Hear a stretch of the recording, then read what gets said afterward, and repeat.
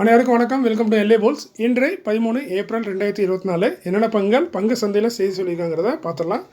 வழக்கமாக டிஸ்க்ளைமர், நம்ம சேனல் முழுக்க ஒரு செய்தி சேனல், எந்த ஒரு ரெக்கமெண்டேஷன் கிடையாது, முழுக்க செய்தி மட்டும்தான். அதுமாதிரி நம்ம வீடியோ வர எல்லா செய்தியுமே 100% கரெக்டிங் மாதிரி கேரண்டி இல்லை, தகவல்கள் இருக்க வாய்ப்பு இருக்குது. நீங்களும் கண்டிப்பாக கிராஸ் வெரிஃபை பண்ணுங்கள்.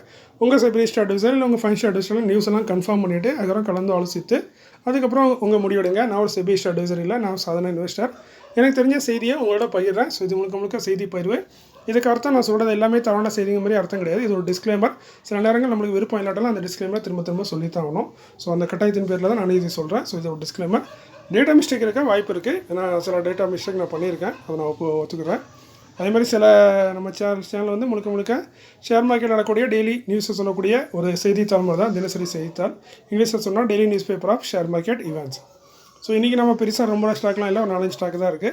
ஸோ என்னங்கிறத பார்த்துடலாம். ஃபஸ்ட்டாக பார்க்குறது Bhagiradha chemical and industries limited. கான் ப்ரைஸ் 1820 ரூபா.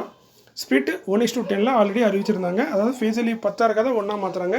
ஒரு ஷேரு 10 ஷேர் ஸ்பிட் ஆகும், ப்ரைஸும் அட்ஜஸ்ட் ஆயிரும். அதற்கான ரெக்கார்ட் டேட்டை கம்பெனி இன்று அனௌன்ஸ் பண்ணியிருக்காங்க. அதாவது 2 மே 2024 தான் அதோட ரெக்கார்ட் டேட்டு.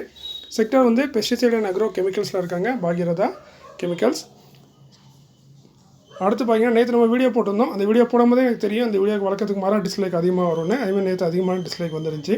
ஏன்னா நம்ம நாட்டில் உண்மையை சொன்னால் அதுக்கு டிஸ்லைக் கண்டிப்பாக கொடுத்தே ஆகணும். அது நம்ம நாட்டோட சட்டமாக்கிட்டாங்க இப்போ.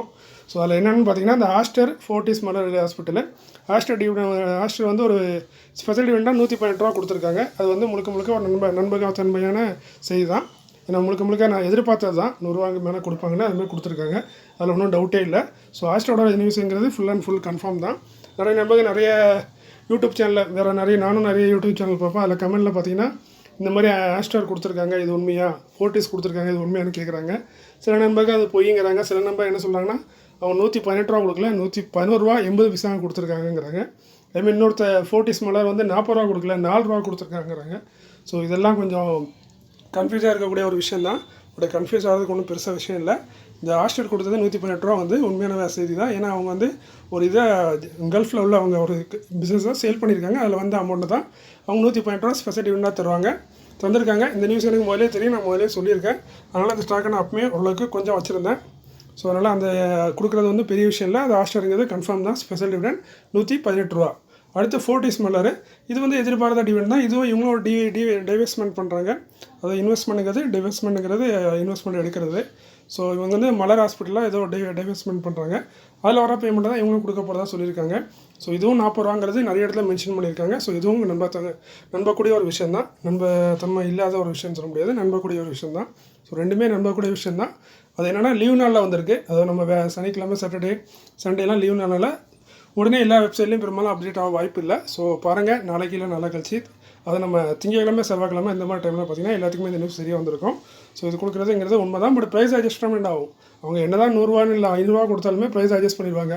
ஸோ அது பெரிய பெனிஃபிட்டுங்கிற மாதிரி கணக்கில் வராது. பட் இவங்களுக்கு கொடுக்குறது உண்மையாக தான் இருக்குது. எல்லா இடத்துலையும் மென்ஷன் ஆகிருக்கு. நானும் எல்லாம் தேடி பார்த்துட்டேன்.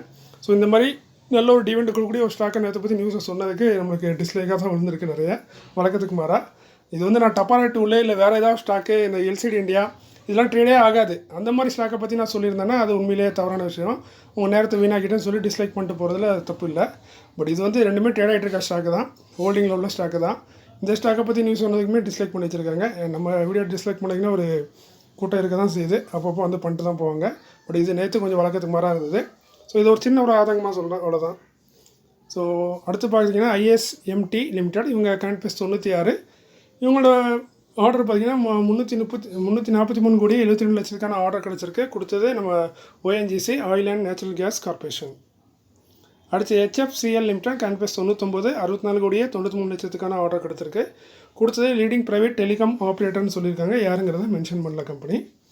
அடுத்து நம்ம பார்க்கும்போது upcoming board of directors meeting may consider. அதில் ஃபஸ்ட்டாக பார்க்குறது வேண்டேஜ் நாலேஜ் அகாடமி லிமிடெட் 207 ரூபா கரண்ட் ப்ரைஸ். 17 ஏப்ரலில் போர்டு மீட்டிங் வச்சுருக்காங்க. ஸ்பிட் கொடுக்க வாய்ப்பு இருக்குன்னு சொல்கிறாங்க கம்பெனி. ஃபேஸலி 10 இருக்காத 1, 2 இல்லை 5 இல்லைன்னா 2.5 இப்படி எதுனா கூட மாற்றலாம். அது கம்பெனி தான் டிசைட் பண்ணும். போர்ட் ஆஃப் டேரக்டர் தான் டிசைட் பண்ணுவாங்க. செக்டர் பார்த்திங்கன்னா எஜுகேஷனில் இருக்காங்க. அடுத்து Mahindra logistics limited current price 465. 22 ஏப்ரலில் போர்டு மீட்டிங், டிவிடெண்ட் ரிசல்ட் 2 அறிவிக்கிறாங்க. செக்டர் வந்து லாஜிஸ்டிக் சொல்யூஷன் ப்ரொவைடராக இருக்காங்க. டிவிடெண்ட் பார்த்திங்கன்னா 2 ரூபா இல்லை 2 ரூபா 50 பைசா டிவிடெண்ட் கொடுக்க வாய்ப்புகள் அதிகமாக உள்ளது. அடுத்து Mahindra and Mahindra financial services limited. Current price பார்த்தீங்கன்னா 303, 23 ஏப்ரலில் போர்ட் மீட்டிங் இருக்குது. டிவிடெண்ட் ரிசல்ட் 2 வைக்கிறாங்க. டிவிடெண்ட் இஷ்யூன்னு பார்த்தீங்கன்னா 6 ரூபா கொடுத்துருக்காங்க போன வருஷம். ஸோ குறைஞ்சபட்சம் 3 ரூபாலேருந்து 6 ரூபா வரைக்கும் தரதுக்கு வாய்ப்பு அதிகமாக இருக்குது. செக்டர் பார்த்தீங்கன்னா என்பிஎஃப்சி. அடுத்து supreme industries limited. Current price 4142, 26 ஏப்ரலில் போர்ட் மீட்டிங். டிவிடெண்ட் ரிசல்ட் 2 வைக்கிறாங்க. செக்டர் வந்து பிளாஸ்டிக் ப்ராடக்ட்டில் இருக்காங்க. டிவிடெண்ட் இஷ்யூன்னு பார்த்தீங்கன்னா கிட்டத்தட்ட ஒரு ஜூனில் 20 ரூபா கொடுத்துருக்காங்க போன வருஷம். அதுக்கப்புறம் 8 ரூபா. ஸோ இவங்க பார்த்தீங்கன்னா கிட்டத்தட்ட ஒரு 8லேருந்து 20 ரூபா வரைக்கும் கொடுக்க வாய்ப்பு இருக்குது. மோஸ்ட்லி 20 ரூபா 18 ரூபா இந்த மாதிரி டிவிடெண்ட் கொடுக்க தான் வாய்ப்பு அதிகமாக இருக்குது இந்த டைமில். ஸோ இன்றைக்கி நியூஸ் முடிஞ்சதே இதோட. ஸோ வீடியோ ஸ்கிப் பண்ணாங்க, ஸ்கிப் பண்ணிடலாம். நண்பர் ஒரு ரூபா தொடர்ந்து ஒரு 2-3 வீடியோவில் தொடர்ந்து கமெண்ட் பண்ணி கேட்டுருக்காங்க ஒரு ஸ்டாக்கை பற்றி. அதை பற்றி கொஞ்சம் ரிவ்யூ பண்ணி சொல்லுங்கன்னா அதுக்காண்டி தான் போட்டிருக்கேன். ஸோ அந்த நண்பர் மட்டும் மேற்கொண்டு பாருங்கள், கமெண்ட் செய்த நண்பர் மட்டும். மற்றவங்களாம் ஸ்கிப் பண்ணிடுங்க. அதேமாதிரி இந்த மாதிரி நான் சொல்கிற பதில் வந்து பெரும்பாலும் அவ்வளோ கரெக்ட்லாம் சொல்ல முடியாது. நான் ஆன்லைனில் இருக்கிறதான் பார்த்து சொல்கிறேன். இது நீங்களே கூட பார்க்கலாம். ஸோ இதுக்கு ஒரு பெரிய டேலண்டெல்லாம் வேணும்னு இல்லை. நெட் இருந்தால் சிஸ்டம் இருந்தால் போதும், நம்ம ஆன்லைன்லேயே பார்த்துடலாம். ஸோ அதில் அந்த நம்பர் கேட்ட கம்பெனி என்னென்னு பார்த்தீங்கன்னா Gandhar oil refinery and India limited. இந்த கம்பெனி பற்றி தான் கேட்டிருக்காங்க. 2-3 தடவை தொடர்ந்து கேட்டிருக்காங்க. நானும் இந்த நியூஸ் பிஸினால அதை மிஸ் பண்ணிட்டே இருந்தேன். ஸோ மேற்கொண்டு நியூஸ் நிறைய இருக்கும். ஸோ நீங்கள் கமெண்ட் கேட்டிங்கன்னா பதில் சொல்கிறது எனக்கு கொஞ்சம் கஷ்டமான விஷயம் தான். பட் இன்றைக்கி நியூஸ் ஃப்ரீயாக இருந்தனால இந்த இதை எடுத்திருக்கேன். ஸோ அதோட கரண்ட் ப்ரைஸ் பார்த்தீங்கன்னா 220 ரூபாவில் ட்ரேட் ஆகிட்டு இருக்குது. Book value 83. ஸோ புக் வேல்யூட ரொம்ப அதிகமாக தான், 2 மடங்கு அதிகமாக தான் ட்ரேட் ஆகுது, 2லேருந்து 3 மடங்கு. ஆனால் இன்ட்ரெஸ்டிக் வேல்யூவோட குறைவாக ட்ரேட் ஆகுது. அது ஒரு நல்ல விஷயமா இருக்குது. ஏன்னா இன்ட்ரெஸ்டிக் வேல்யூன்னு பார்த்தீங்கன்னா 244. ஸோ அதை கம்பேர் பண்ணும்போது ஸ்டாக் ஆனது கம்மியான ட்ரேடில் தான் ஆகிட்டு இருக்குது. பிஇ பார்த்தாலும் ஓரளவுக்கு கம்மியாக இருக்க மாதிரி இருக்குது 11. ஆனால் இண்டஸ்ட்ரி பியோட அதிகம். ஸோ அதை வரைக்கும் பொறுத்த வரைக்கும் இப்போதைக்கு ஸ்டாக் கொஞ்சம் ஓவர் வேல்யூ மாதிரி இருக்குது. மறுபடியும் மார்க்கெட் கேப் ஸ்மால் கேப்பில் வராங்க. 2000 கோடி மார்க்கெட் கேப் ஓரளவுக்கு டீசெண்டாக இருக்குது. ஆரோக்கியம் சூப்பராக இருக்குது. அதுமாரி நல்லா ரிசர்வ் வச்சுருக்காங்க. கடனும் இருக்குது. பட் கடனில் நான் செக் பண்ணி பார்த்த வரைக்கும் கடன் வந்து லாங் டேர்ம் போரோயிங்ஸ் வந்து ரொம்ப கம்மியாக தான் இருக்குது. ஷார்ட் டேர்ம் போரோயிங்ஸ் தான் அதிகம். ஸோ அதனால் கடனை பெருசாக எடுக்க முடியாது. அதுமாரி டெட் ஈக்விட்டியும் 0.48 தான் இருக்குது. ஸோ ஓரளவுக்கு டீசெண்டான கடன் தான். இபிஎஸ் நல்லா வச்சுருக்காங்க. ப்ராஃபிட் நல்லா பண்ணிகிட்டு இருக்காங்க. அதுமாதிரி ப்ரொமோட்டர் கையில் 64லேருந்து 65% வச்சுருக்காங்க. ஸோ சூப்பராக இருக்குது. டிஎஸ் கொஞ்சமாக ஹோல்டிங் வச்சுருக்காங்க. எஃப்ஐஎஸும் கொஞ்சமாக ஹோல்டிங் வச்சுருக்காங்க. பட் என்ன ஒரு இதுனா எஃப்ஐஎஸ் டிஎஸ் ஹோல்டிங்கை வந்து குறைச்சிட்டே வராங்க. அதுதான் வருத்தமாக இருக்குது இந்த ஸ்டாக்கில். இப்போதைக்கு பெரிய வருத்தம் தான். ஏன்னா கிட்டத்தட்ட 3% இருந்த எஃப்ஐஎஸ் இப்போது 1/2% குறைச்சிட்டாங்க. டிஎஸ் பார்த்திங்கன்னா 10-11% 11% இருந்தது. இப்போ 3.5% குறைச்சிருக்காங்க. இதுதான் இந்த ஸ்டாக்கில் சின்ன மைனஸாக தெரியுது. மற்றபடி ஸ்டாக் நல்லா தான் இருக்குது.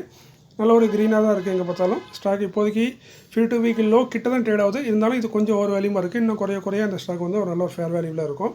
மற்றபடி இந்த ஸ்டாக் நல்ல ஸ்டாக்காக தான் தெரியுது நண்பரே. அடுத்து நம்ம இன்னொரு நம்பர் கேட்டிருக்கேன். ஈரம் ஃபார்மஸை பற்றி சொல்லுங்கள். இந்த ஸ்டாக் என்னாச்சுன்னே தெரில. நானும் தேடி பார்க்குறேன். இதை பற்றி டீட்டெயிலாக கிடைக்க மாட்டேங்க. அது என்னாச்சுன்னே தெரில. எனக்கு கண்டுபிடிக்க முடியல. சாரி.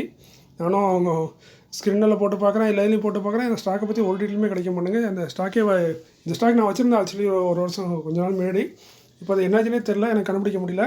ஸோ அதை பற்றி எனக்கு தெரியல சார் நண்பரே. அதை பற்றி தெரிஞ்சால் நான் உங்களுக்கு பதில் சொல்கிறேன். அடுத்து ஃபார்மா பீஸ் பற்றி ஒருத்தர் நண்பர் கேட்டிருக்காங்க. ஃபார்மா பீஸ் டீட்டெயில் சொல்லுங்கண்ணே. ஃபார்மா பீஸுங்கிறது என்னது, எல்லா ஃபார்மா செக்டர்லேயும் நிறைய ஃபேமஸான ஸ்டாக்லாம் எடுத்து மொத்தமாக ஒரு காம்பினேஷனாக ஒரு பாஸ்கெட்டில் போட்டு அதை வந்து இது பண்ணுவாங்க. ஸோ நம்ம ஒரு ஸ்டாக்கில் இன்வெஸ்ட் பண்ணதுக்கு ஃபார்மா பியில் இன்வெஸ்ட் பண்ணோம்னா பல ஸ்டாக்கு நம்ம வச்சுருக்க மாதிரி ஒரு அர்த்தமாயிரும். ஸோ இந்த பார்த்திங்கன்னா இப்போ நான் எக்ஸாம்பிள் எடுத்திருக்கேன். நிப்பான் இந்தியா ஃபார்மா. இது வந்து அதான் ஃபார்மா பீஸு. ஸோ அதோட லிஸ்ட்டில் பார்த்திங்கன்னா கிட்டத்தட்ட சன் ஃபார்மாசிட்டிக்கல் தான் அதிகமாக இருக்குது வெயிட்டேஜ் 26%.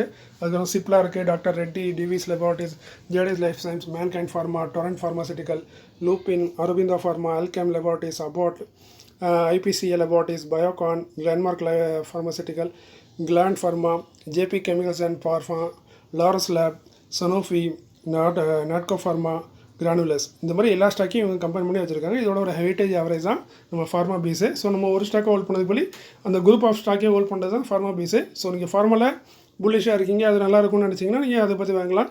அது ரொம்ப சீப்பாகவும் கிடைக்கிது. 19 ரூபா அந்த ரேட்டு தான் சீப்பாக இருக்குது. பட் வேல்யூ சீப்னு சொல்ல முடியாது. 19 ரூபா ரேட்டில் இருக்குது. ஸோ நீங்கள் அதை கொஞ்சமாக அக்குமேட் பண்ணிங்கன்னா இந்த ஃபார்மா செக்டர் மேலே போகும்போது அது மேலே போக வாய்ப்பு இருக்குது. ஸோ நான் இந்த மாதிரி எந்த இதுலேயுமே பெருசாக இது வரைக்கும் இன்வால்வ் ஆனதில்லை. நான் முழுக்க ஃபோக்கஸ் பண்ணுறது ஸ்டாக்கை மட்டும்தான். ஸோ உங்களுக்கு விருப்பம் தான் நீங்கள் இதில் ஃபோக்கஸ் பண்ணுங்கள். இது ஒரு சைடு பை சைடாக கொஞ்சமாக நம்ம போர்ட்ஃபோலியோ வைக்கிறது ஒரு நல்ல விஷயம் தான். ஸோ உங்களுக்கு நல்ல ஒரு ரிட்டர்ன் கொடுத்தாலும் கொடுக்கலாம். ஸோ உங்கள் விருப்பம். நீங்கள் ஃபார்முலா ஃபோக்கஸாக இருந்தீங்கன்னா நீங்கள் எதனா மேற்கொண்டு இதை பாருங்கள். ஸோ இன்றைக்கி இந்த வீடியோ இவ்வளோ தான். இந்த காணொலி உங்களுக்கு பயனுள்ளதாக இருக்கும்னு நம்புகிறேன். இல்லாமலும் இருக்கலாம், ஏன்னா பெருசாக நியூஸ் இல்லை. ஸோ மீண்டும் ஒரு நல்ல காணொலியில் உங்களை சந்திக்கிறேன். இப்படிக்கு உங்களில் ஒருவன். நன்றி, வணக்கம்.